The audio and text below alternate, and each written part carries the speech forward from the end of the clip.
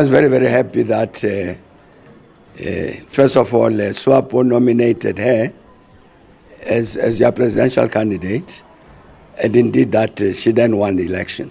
And very, very, very pleased that indeed the courts, when the matter was challenged, the courts have decided that she was properly elected. I've known her for many years. I knew her when she was a little girl, because when she came into exile to Lusaka, she was still very young. So in a sense, she's grown up in front of us.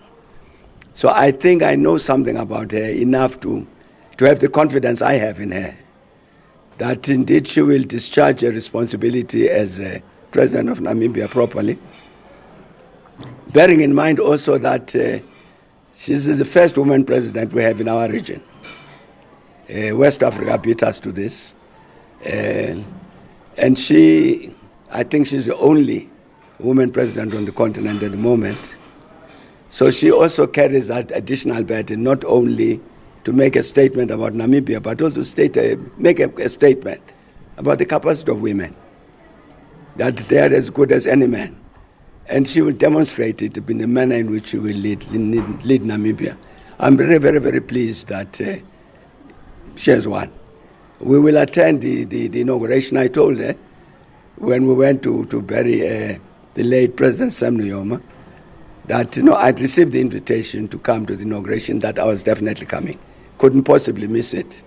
Really just to say to her, we're all of us with her to make sure she succeeds in what will be an important task. Dr. Pumpzile Mlambo, when I spoke to her earlier on, doing a follow-up of what she said inside there in relation to how women have regressed, and almost looking at the largest economy in the world, America. I know I spoke to you 2 weeks ago about the relationship between South Africa and America. It looks like it's not getting better, and now some, not all, Afrikaners in the country, you look at AfriForum, Solidarity, going abroad, talking about how South Africa is sidelining or marginalizing the Afrikaner community. Sophie, the first thing I'd like to say is that when I look at the things that you are raising, one of the first things that comes to me to mind is that we must respect the fact that the government you have in the United States now is a democratically elected government of the people of the United States. I think we've got to respect that you're not just dealing with anybody who's saying whatever, you are dealing with a properly elected representative of the people of the U.S. As you know, we've got a particular historical relationship with that population. It was very much part of with us during the course of that struggle.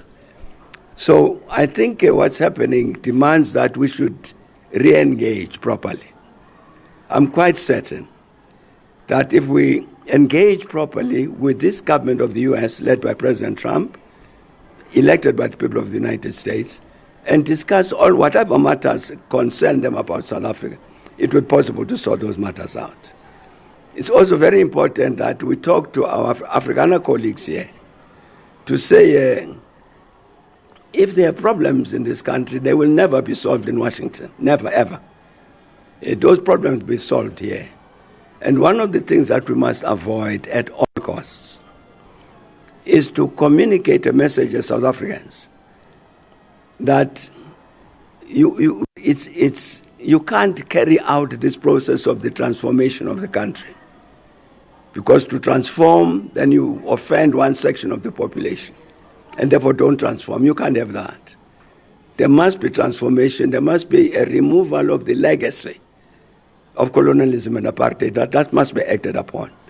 And so it's necessary for us, I will definitely talk to this Afrikaner leadership to say if they have problems, they know where to go in the country in terms of let's find a solution to those problems. We won't help them to go to the United States.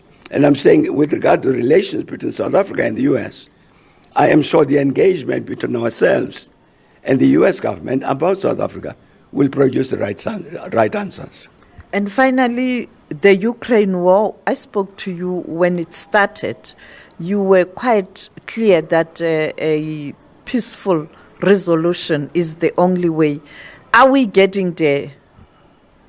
I think the positions taken by President Trump on this matter are correct when he says this war must end, and therefore undertaken this task to communicate with President Putin and President Zelensky. Let's move forward as quickly as possible to end the war. That is a correct position. I support President Trump very strongly on that. I think he's taken a very important initiative, and I hope that everybody,